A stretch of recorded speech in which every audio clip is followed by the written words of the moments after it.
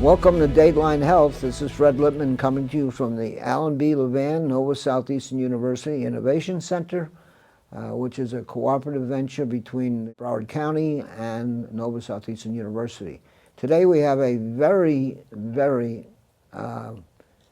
popular person because this is his second time around with us. I want to welcome Dr. Roby Abraham, Orthopedic Surgeon, who is an HCA physician. Welcome, doctor. Thank you for having me, Fred. Oh, I'm glad to have you. I'm glad to know that someone, I'm sure there are a lot of folks that are watching us are from the Northeast, but I guess since we do have we've had some discussion. We come from almost the same neighborhood. Of course, you come from Queens, I come from Brooklyn. Yeah. Brooklyn's the center of the world, and Queens is pretty close.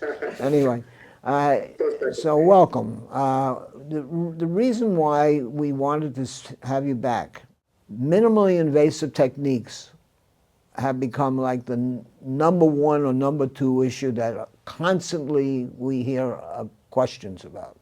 And I said to our executive director and leader, why don't we get back a gentleman, a physician who was here before, and I'm pretty sure that he is now at HCA University Hospital, and sure enough, there you are. So welcome. When I see patients in the office, this is definitely a very kind of confusing time for patients because, obviously they're going through something that they have not gone through before, and they're there for answers. So I believe it's important to kind of give patients all the options possible. First we start with, well, what is exactly going on? The diagnosis, which we obtain from physical exam, history, and looking at imaging. And, once we try to hone in on what the exact diagnosis is, well, then we go through the options. And a lot of what I do deals with hip and knee arthritis, whether it's from your primary osteoarthritis or for some inflammatory type of conditions like rheumatoid arthritis or whatnot. So, after we establish that plan, most of the surgeries that I do is hip and knee replacements. And, the good thing with my training, which I've been lucky to have good mentors who've taught me along the way, and also just perfecting my craft for the years that I've been in practice now, we've been able to do, as minimally invasive as possible surgeries. And what that entails is really, a lot of people think minimally invasive, it's just a smaller incision. That's not the whole picture, though. It is important to use an incision size that's appropriate for the patient. So you never want to, make a bigger cut than needed. But I think the more important part of minimally invasive surgery is what goes on underneath that cut. So in terms of how much muscle and soft tissue are you releasing? Are you cutting muscle? Are you, taking more bone than is necessary? So these are all important things that play into the patient's outcome later, where I'm a big believer that the more you change change for patients, the possibly more pain afterwards they will have. A big thing, though, I do say with the minimally invasive is that it has to be tailored to the patient too.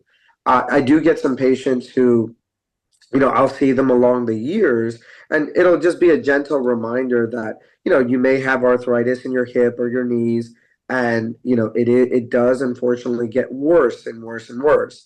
So it's very important to get checked out, to get the diagnosis. But once you have a diagnosis, a good plan is important, right? A plan that we can make with the physician to say, well, how are we going to tackle this and actually offer a solution to the problem?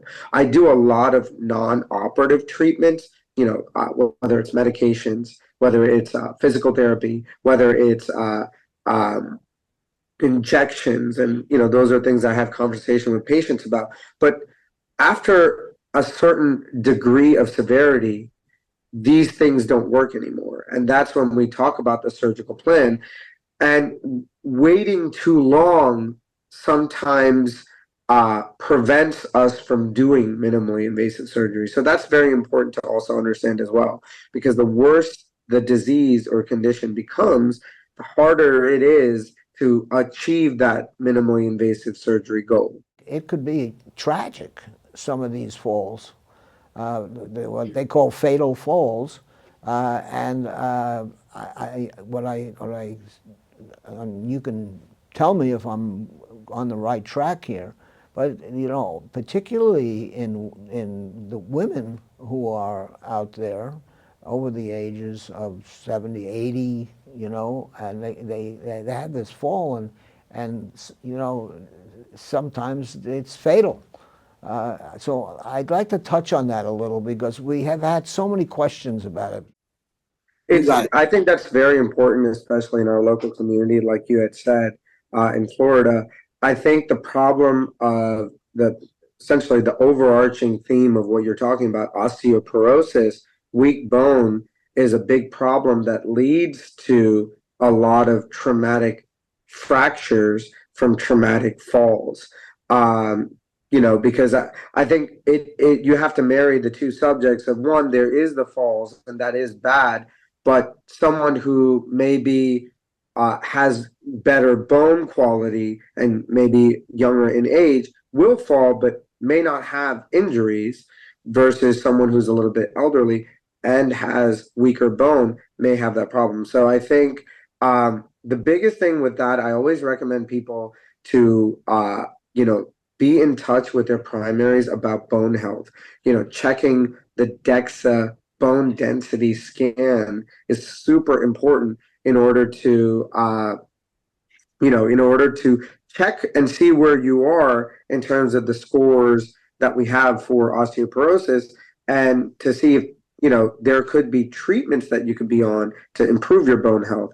Now, once these falls do happen, it is difficult to recover, but the good thing is that a lot of the surgical techniques and the surgical kind of implants that we have help aid in faster healing.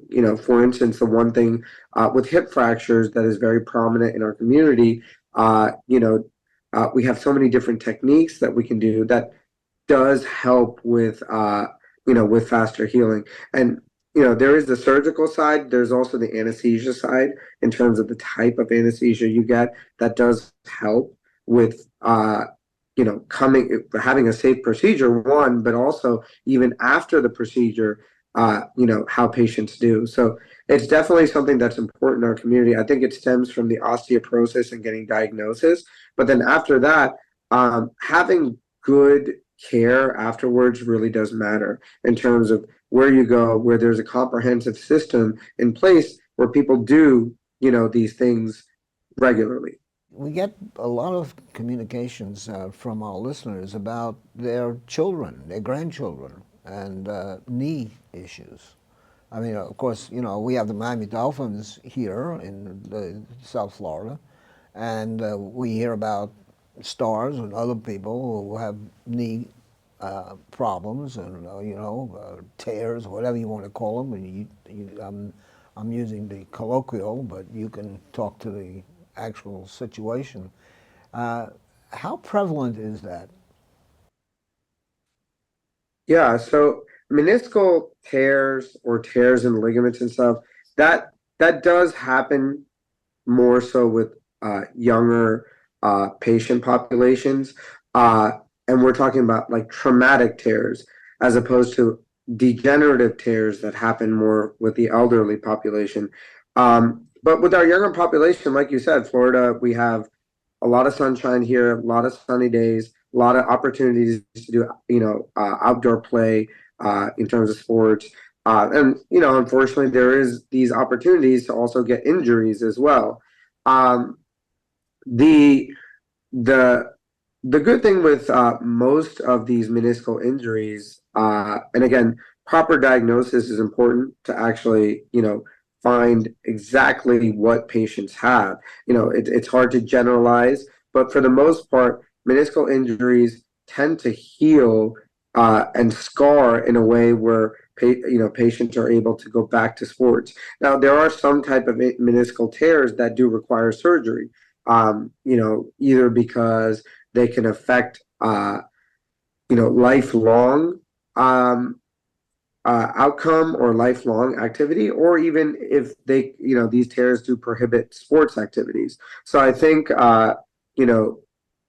the most important thing is identifying which type of tear or, in the tendons or the ligaments that you have, because there's so many different types of tears, whether it be meniscal tears, MCL, LCL, or ACL tears, or PCL tears. So there's so many different diagnoses, but for the most part, young people do bounce back quickly in terms of outcomes and recovery. And you spoke about the aftercare after surgical intervention and otherwise, and physical therapy, of course, is something that a lot of people, sort of shove off to the side. I'd really like to get a little bit more, shall I say, zip from you about physical therapy, because I'm an individual that unfortunately was hospitalized for a period of time and had to relearn how to walk, actually. And physical therapy was the way to do it. So why don't we talk a bit about physical therapy? Yeah, I think physical therapy is one of the pillars of especially what I do. When I see a patient and we diagnose them with with a condition that we treat, whether it's arthritis or inflammatory arthritis, part of it is talking about what we can do if we've decided on surgery, what we can do in a surgical route. But the more important part is what you can do in a physical therapy part and what's almost required of you after the surgery, right? And I'd like to spell it out when I meet patients, because if that doesn't maybe align with their kind of beliefs or their kind of motivation to do that therapy afterwards, I almost say it's better to not do the surgery. It's therapy is so important because it complements a good surgery. Uh, Without the right therapy, you start to get scarring. You start to get stiffness in the joints that we may catch it, in time, but the lost time of not doing therapy is so important. So um, the doing the bare minimum of therapy is important, but also we align ourselves with partners that are really good therapists that work with the patient, that know when to push and when to be conservative, right? It's such a, surgery is laden with what I like to call mines on a field, and I'm just helping you navigate all those mines. And part of it is having the help of a good therapist to also do that, where you read a patient's kind of chart, you read a patient's story, you talk to a patient and understand where they're coming from, and give the appropriate motivation and encouragement and push that's needed. So I think having a good therapist is so important, because I've seen patients with such good results come from good therapists, and even surgeries that I've done where there's been a lapse in physical therapy, we've noticed a difference, and luckily we catch it in time and kind of get therapists involved. And we're lucky in our hospital to have a good therapy program here in the hospital, but also with the with the home physical therapy partners that we work with. We're lucky in that way as well. So it's definitely not the surgery alone. It doesn't end on surgical day. It ends when the therapy ends. Well, the reason it's an interesting thing. One of our questions or notes that came from the viewers was that Well, my husband finally got to be age 65 or 67. I can't remember what it was, and he's retired, and he doesn't play golf. He doesn't swim. We go to dinner. We use the car all the time, and all of a sudden, he can't walk. Uh, and she said, she's asking me, what can I do? Well, I can't answer them because that's not my job. But I think you're right on target. There are a lot of folks that just don't understand the mechanics of this thing called the body, and it's really problematic. I would assume, not everyone who comes to your practice and it comes not because of a crisis, but they're consumed with complaints by their grandchildren, by their children, and otherwise. Why don't you go see a doctor? I think it's hard to maybe, come to terms with our bodies needing some kind of work. I think when we're younger, we think of ourselves as almost immortal. Nothing can happen to us. And I think the problem is like you had said, our bodies are beautiful machines, but that's kind of, it is very mechanical, as we study the joints and stuff like it is very mechanical. So just like, a well-oiled machine, part of it is maintenance. And it might be that we were much younger, when we were much younger, we were much more active, where we were moving our joints, where we were strengthening the muscles around our joints, where we were able to do things and be more active. And I think the misnomer is that as you get older, well, I'm just not going to do those things. But the problem is it's kind of a snowball effect where you start to lose function in a way that you can't really predict or even sometimes control. So then you all of a sudden are maybe 65 or 70, and even going, a trip to the grocery might be kind of difficult, where you might, uh, try to catch a rolling shopping cart, and running after it is actually almost like an event for you, where you may hurt yourself because it's just not something that your body is primed for, because you've lost that ability to respond that fast, or be able to walk that long distance. So I think physical therapy is important for everyone. It doesn't necessarily mean that you have to be in therapy forever. It means, I usually say therapy is good because it's good for education and good for discipline. But once you get the education and you have the internal discipline, you could do it yourself too, but do regular exercises. What are the coordinated services, and as you just said, in pre and post-op replacement? I mean, you touched on it, and what is the replacement program all about? So the replacement program is, not just the surgery itself, it's everything together. So the first kind of venue is the preoperative department, which is kind of guiding you and organizing your medical portfolio so that you are doing this in a very safe and calculated way. So getting medical clearances and whatnot. Part of it also is the education of what exactly you are getting done, and kind of going over in a way that we're rehearsing what's going to happen that day. So it's the education and also the logistics of what's going to happen, the information that's going to happen.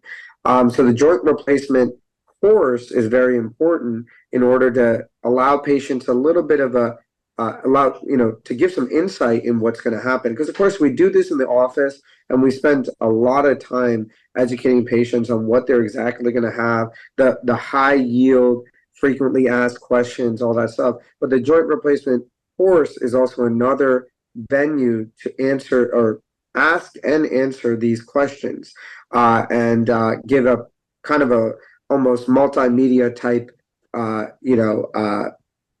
information session about what the joint replacement is. And And in terms of pre-op, we also have a pre-op anesthesia clinic, which is helpful in, uh, you know, trying to see if there's anything that fell between the cracks in terms of pre-operative medical clearances and stuff.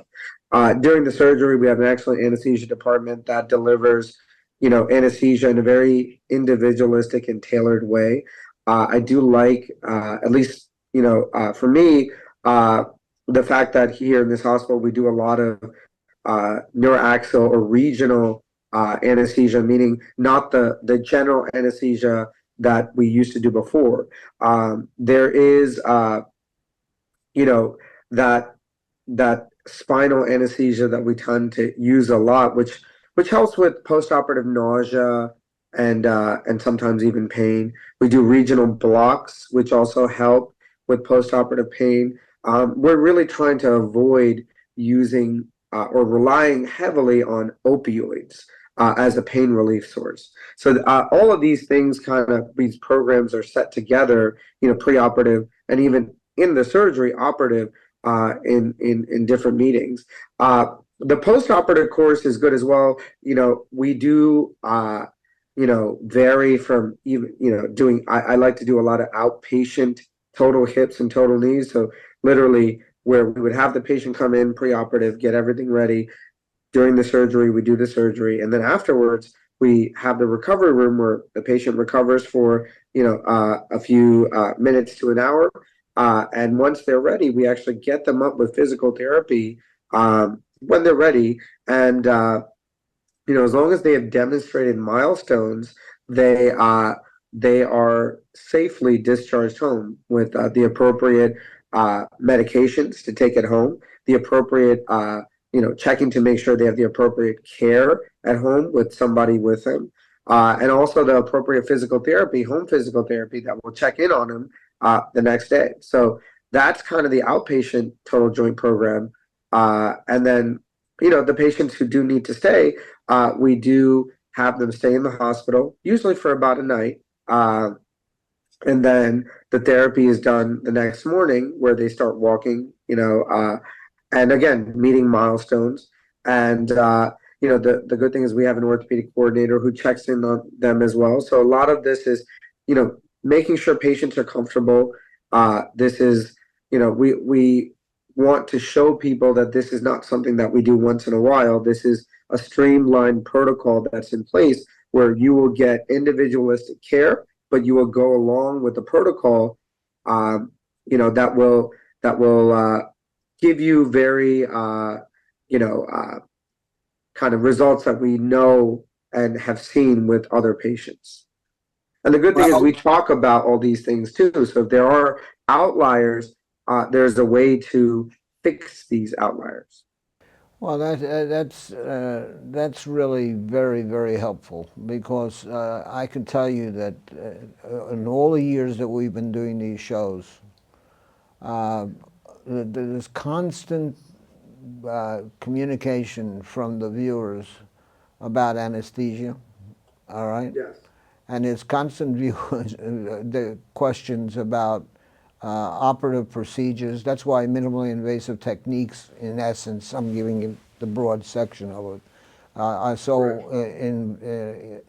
important to the people that want to have answers. I can't answer, but that's why I have people like you to come on and to tell them what you just said. I think that the issue of anesthesia next to surgical pain and blood and whatever, the way they think of surgery is probably the second most queried question that we ever get.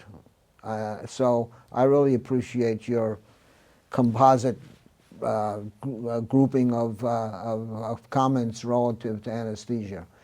We're down to the last about minute and a half of the show, and I want to thank you for not only your time and your efforts, but your outstanding capabilities. You might not know it, but I can tell you straight on that some of your colleagues think that you're an absolutely terrific and capable beyond belief surgical person, particularly they never say orthopedic surgeon for some reason. They just say surgical. But I'll let the public know that as an orthopedic surgeon. So I congratulate you. I congratulate you on having the education that you've had, knowing the area, which is very important, doing your work and being certified at Cleveland Clinic. Certainly leads you to know what South Florida is all about. But we have a lot of people that fly into this area from all over South America and even Europe now. I've seen a lot of folks that have come here for health care. But I want to thank you. I want to thank you for you. And obviously, you got to thank your wife, because your wife is a graduate of our College of Osteopathic Medicine. She's the reason I'm here. Well, that's a good reason. Thank you, Roby Abraham, Orthopedic Surgeon of HCA Physicians, and you're right here at HCA University Hospital. This show is called Dateline Health. My name is Fred Lippman, and remember, we have an address and a telephone number here. If you have any questions, we pass it on to the people who are presenting their information. And until next time, again, I'm Fred Lippman. This is Nova Southeastern University. See you.